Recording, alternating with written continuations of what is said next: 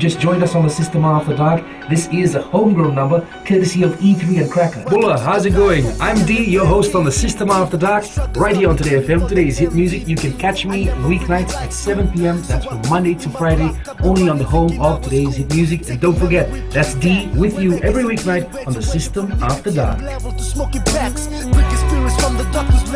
Even got that homebrew flowing.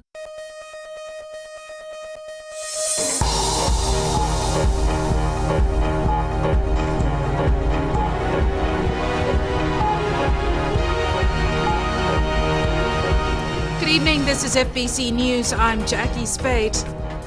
In the news tonight, Bainimarama tells Australia and New Zealand to stop interfering with the PIDF. Time running out for action on climate change. And no firearms discovered and sedition investigations continue.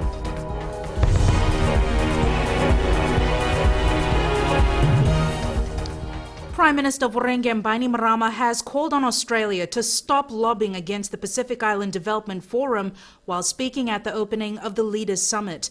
For more, we join Chanel Sivan live from the Grand Pacific Hotel in Suva. Chanel, can you shed some light on what exactly the PM is referring to?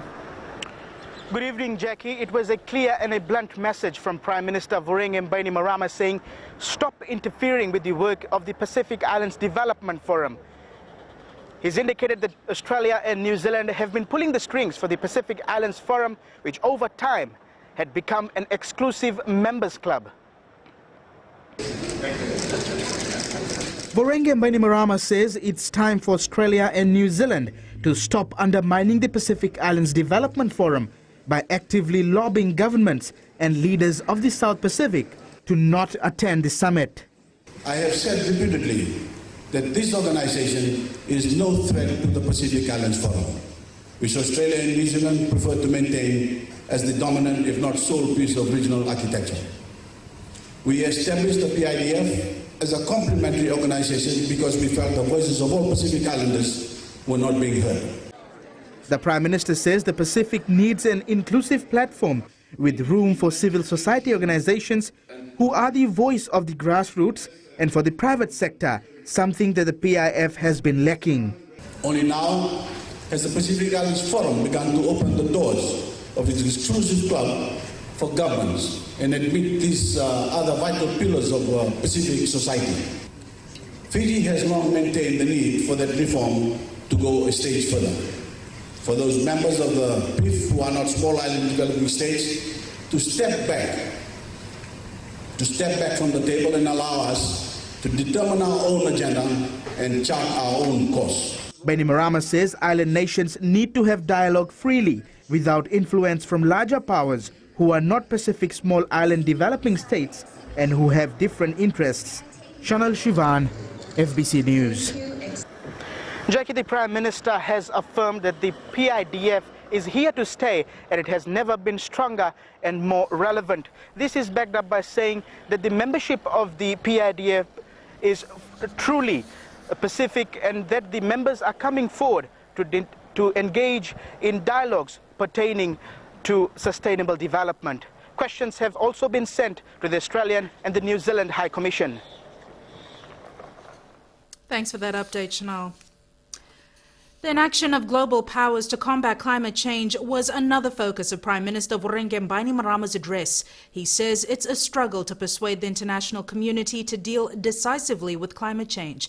Edwin Nund reports. We are gearing up for the biggest struggle Pacific Islanders ever faced. The Prime Minister has again put blame on developed nations failing to make credible commitments on reducing carbon emissions. 13 weeks from a global conference on climate change in France, he says the international community needs to get serious. The nations of the world have a stark choice to make in Paris, to take decisive action to reduce their own carbon emissions and agree on internationally binding cuts to arrest the current rate of global warming, or to stand condemned in the eyes of the world for being part of what I have called in the past the coalition of the selfish. Some of our Pacific neighbors are already losing their homes and resources, and rising sea levels could see the low-lying islands disappear altogether.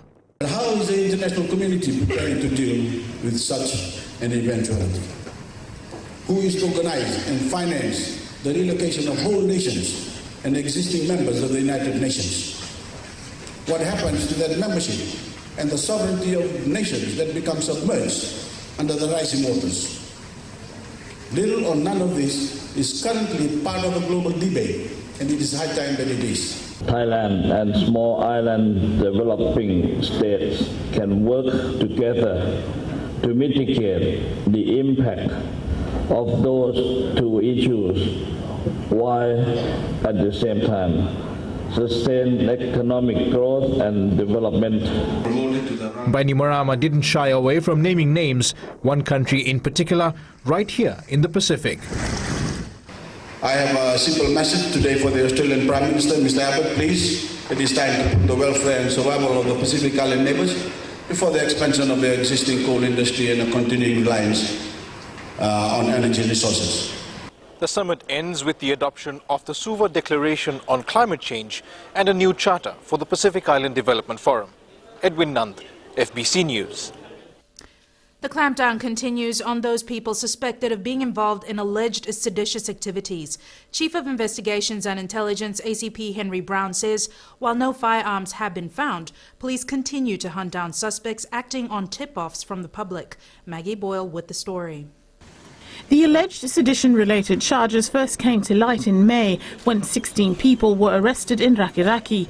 It's believed there was an attempt to create a sovereign state in Ra, and some were conducting paramilitary-style training with firearms.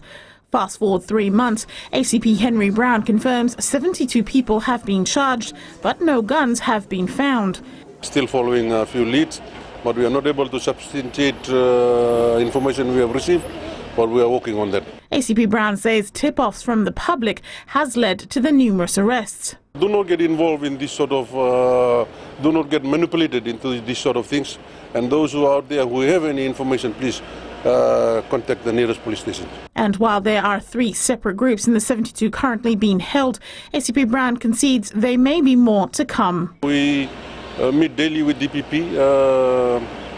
If there is evidence of hardcore people with seditious intent, then we consult with DPP and charges are laid. He adds that while police are leading the investigation, there are 140 RFMF soldiers on standby, ready to assist where they can. Maggie Boyle, FBC News. Still to come on FBC News, farmers still struggling with the effects of prolonged dry spell in the west.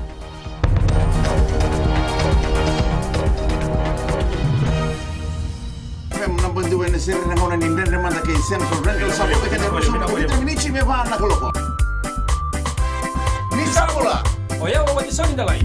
Bunga yang masih dulu. Nama kikirau mena tolu kira bitu. Ena via kami moliti kena porombuka. Gori ana lali ne kami. Bula FM number 2 ena seri.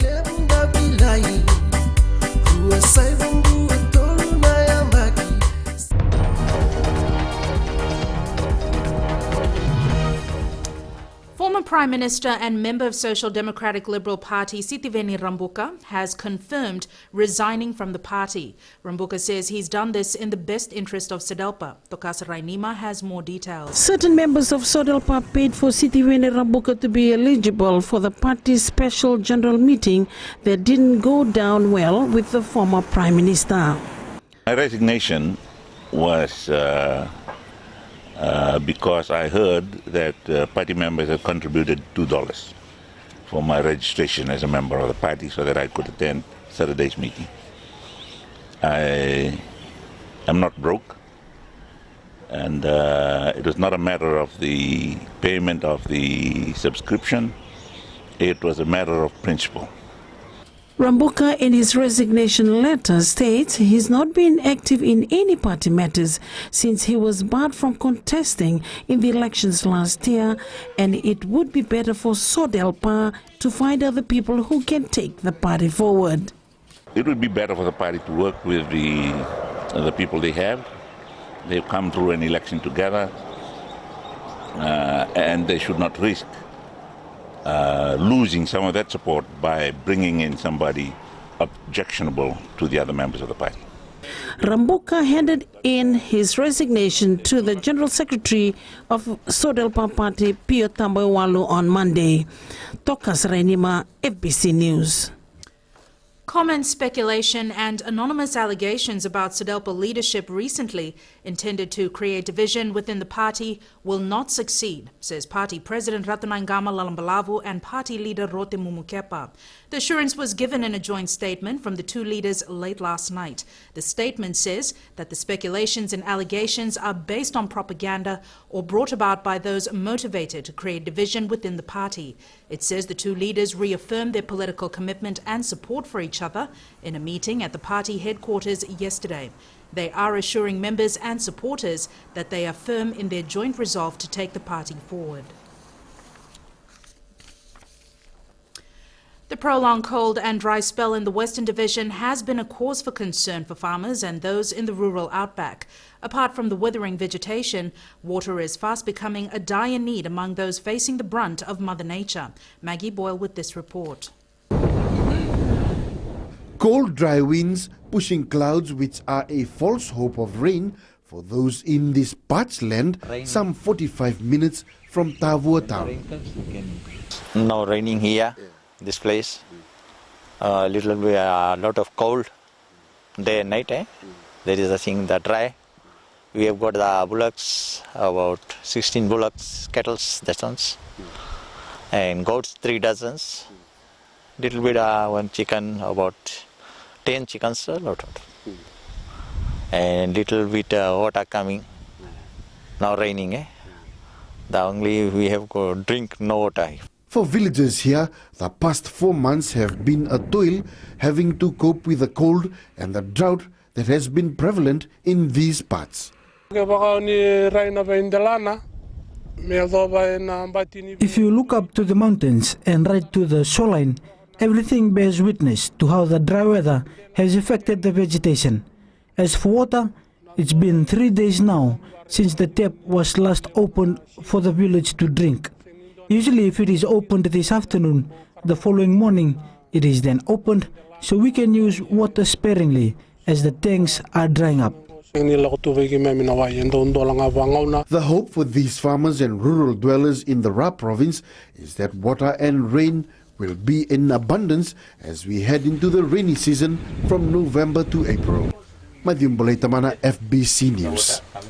We now cross live to our West correspondent, Madhyum Bolaitamana. Madhu, has the weather been prevalent over all the West or is it just in pockets around the division?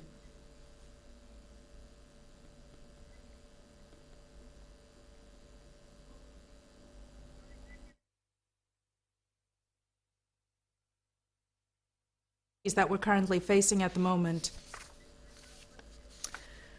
A taxi driver is still admitted at the Lambasa hospital with serious injuries after being attacked by robbers. Satendra Sami was attacked with a knife and robbed by 3 unknown people who hired his taxi. The robbery took place at Vunivao Temple Road on Monday night. Lambasa Taxi Union's chairman Mahen Prasad says the incident has shocked taxi drivers in the town. He says more police patrols are needed. If the patrol is there, I think this thing can be go down, can be solved. This problem can be solved. My humble request to this police department, after writing so much of spite of letters, if they can look on this fort, so we can give more better service to this public in Northern Division in Lambasa. The police say they're investigating and looking for 3 men. The Fiji Police Force has signed a memorandum of understanding with Indonesia to strengthen ties for the protection of our borders. The MOU will enable the force and the government of Indonesia to closely monitor human and drug trafficking. Ali Kimbia has more.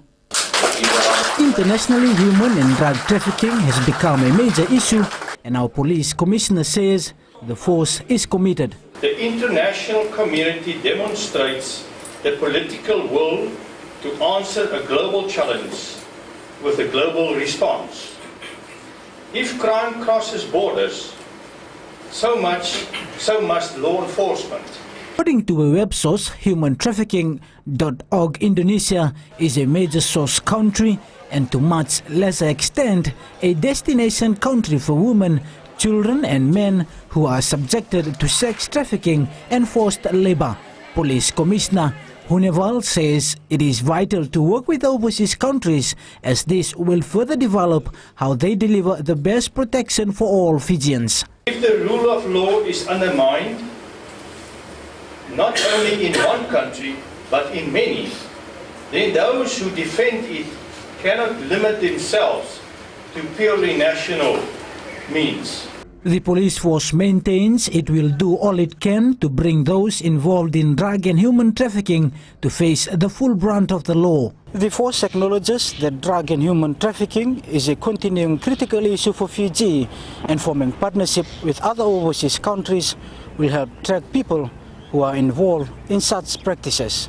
Ali Kimbia, FBC News. Redevelopment of Albert Park has resumed after a week delay caused by bad weather. Yanjan Group Fiji Limited is responsible for the grandstand, while Heritage Fiji Limited will look after civil works on the turf. Minister for Local Government Praveen Bala says he is hoping fine weather persists so that construction continues unimpeded. The contractor is doing the work as far as our timeline is concerned, and I'm happy to say that this will take a new look after the completion. Work is expected to be complete in February next year at a cost of $16 million. The Fiji National University Raiwai campus in Suva will be rebranding and reopening the Ratu Iloilo Gallery. The gallery will be called the Ratu Iloilo Public Art Gallery. Acting Vice Chancellor Professor Yin Rao says the campus could become a leading centre for art. What we're interested in doing is reopening it as an art gallery, but with a slight difference. We'd like this to become the art gallery for people here in Fiji or Suva, like a community art gallery, an art space. The rebranded Ratu Iloilo Public Art Gallery opens on Friday. And sports is up next. Here's Jamie with the latest. Thank you, Jackie, and good evening. Coming up, Sports Commission to spend close to $400,000 on National Aquatic Centre upgrade. And under-18 women's sevens side ready to debut with Commonwealth Youth Games. This and more after the break.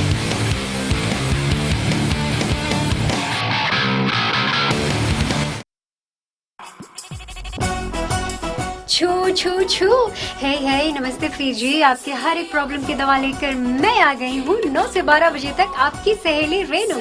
छू छू छू 40 में 20 का दिखना है। मैं हूँ ना आपके साथ में मिर्ची एफएम पर 9 से 12 बजे तक मंडे टू फ्राइडे। मिर्ची it's hot.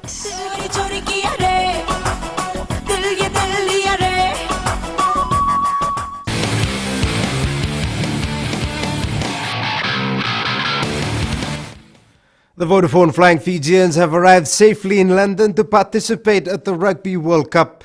The squad landed at Heathrow Airport early this morning and was treated to refreshments upon arrival before making a 1-hour bus trip to its first base camp in Farnborough.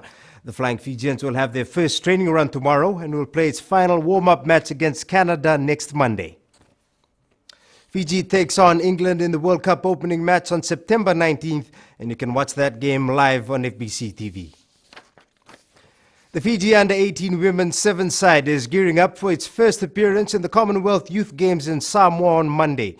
Coach Ilesa Tanivula says the 10-member squad has gelled in well over the past 3 weeks in camp and are targeting a podium finish. Charlie Ndautakadaka reports. The corridors in the Coral Coast Christian camp in Dumba have been ringing with sweet gospel singing ever since the Fiji under-18 girls team began camping there 2 weeks ago.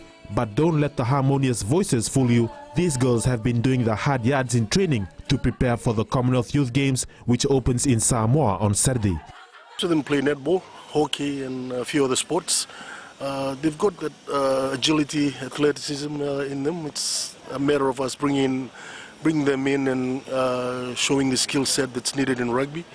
And as I said, the response has been huge. It's been good from them, and it's something we are learning of each other. Tanivula, who is also the Telecom Fijiana coach, says preparing the side has been a blessing in disguise, as some of these players could feature in the World 7 Series in the future.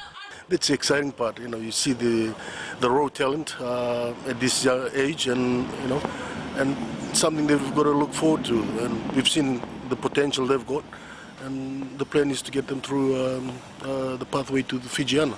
The girls will join the rest of the Team Fiji contingent, which leaves for Samoa on Friday. If their game is as good as their singing, then opponents in the Commonwealth Youth Games better be prepared for a tough outing. Talent Odakavaka, FBC Sports. The BLK Nandranga rugby team will be making some changes to its lineup for the clash against Vatukola in the second round of the HFC Fairbrother competition this week. Josephine Vula has the details. Keeping their fitness level on track, players look determined and ready for another tough battle. President Tiko Matawalu says the coaches are mindful of fatigue, and that's caused a real look at the team list for this week's match. We need to make changes with the player rotation, and we're putting some changes into this week's lineup to be able to give our players who have been playing intensive rugby for the straight 3 weeks. So that is actually the first thing that we are doing for this weekend. The Stallions are not taking the Vatukola team lightly. Vatukola came in last year and they gave us a very strong game.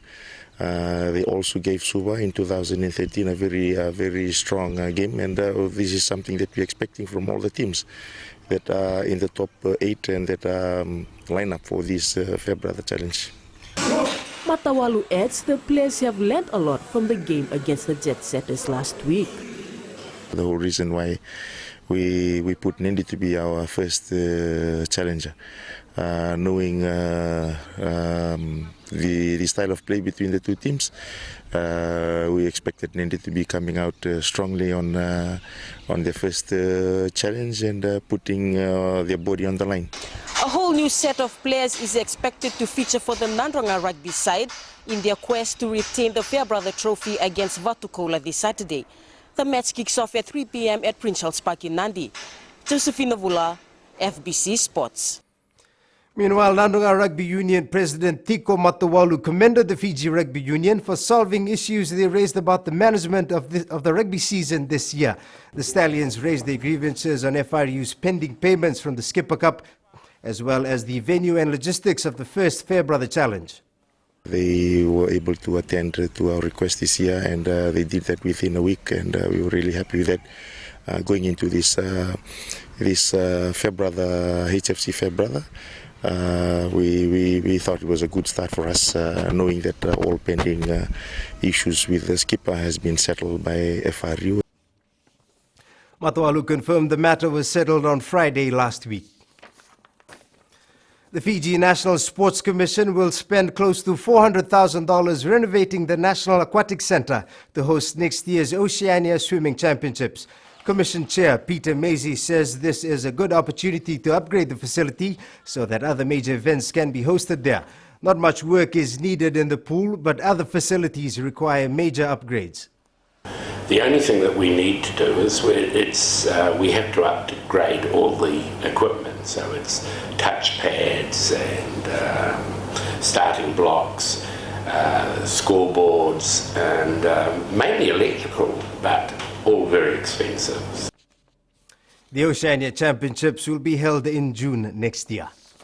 That's it from Sports Tonight. It's back to Jackie now with business.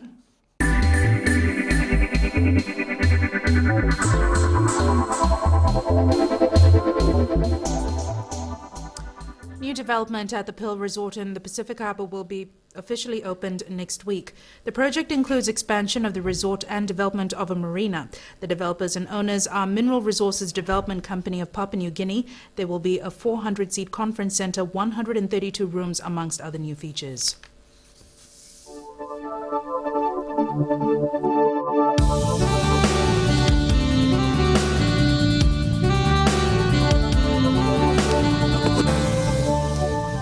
Generally fine and cloudy weather conditions prevailed over the country today. A trough of low pressure lies south of Nauru, Tuvalu, Wallis. Another trough of low pressure lies over the Tokelau to northern Cooks to Tahiti. It was another hot day across the group. Lombasa high of 31 degrees, while Suva recorded 26 degrees this afternoon. Tomorrow's forecast isn't much different. Fine conditions turning to cloudy periods and possible brief showers in the afternoon.